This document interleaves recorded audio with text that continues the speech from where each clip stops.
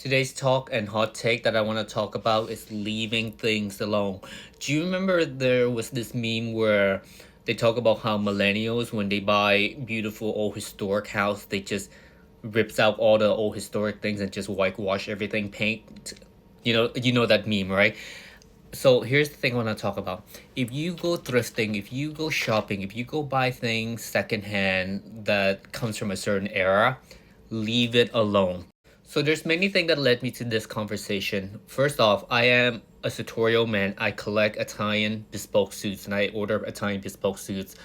And I want to talk about this because a lot of people always comment when yesterday I made a video on what you should and should not do when it comes to alteration, and of course there's always going to be someone that hops in and tells me that they have an excellent tailor who can do everything. I'm happy. I'm glad for you. But as someone who is worked in tailoring, I can assure you, buy things that fit you. If it doesn't fit you, sometime just best to leave it alone and not invest all your money into trying to refix something that is going to change the integrity of the item. You may not think the item, the integrity is change. This conversation can also go like it's people's time and money. They can do whatever they want. Of course, do whatever you want with it, right?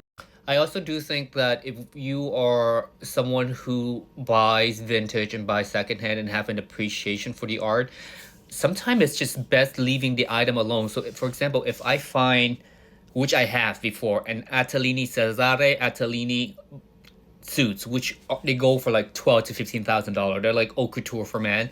They were not my size, but I left it for someone else because, yeah, sure, I can try to go get it like retailored to me, but then the integrity, the beauty of the item, the intention of the original maker is completely gone.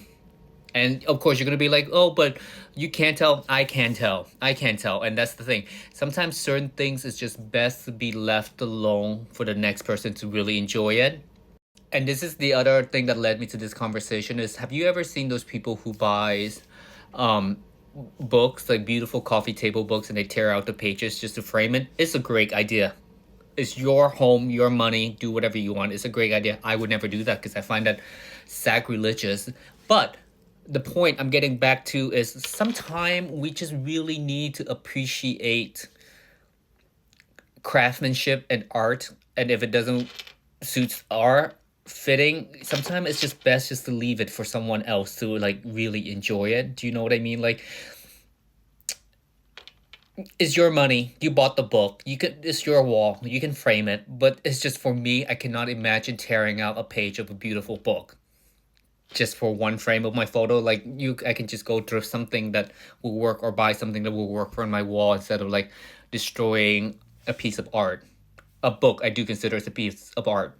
And it goes back to tailoring, and it goes back to many things that sometimes if you find things that doesn't work for you, it's best just to leave it be. Like, don't try to change it. Like, don't buy a mid-century home and whitewash it completely. You know what I mean? Like, just sometimes certain things are just left alone to enjoy the patina and the beauty of age that comes with it. Yeah. So think about this. This is just a random yap of the day, but think about this. Like, you don't really need to be fixing everything you find at the thrift or anything you find vintage. Sometimes either enjoy it as it is or leave it be. Yeah. Think about it.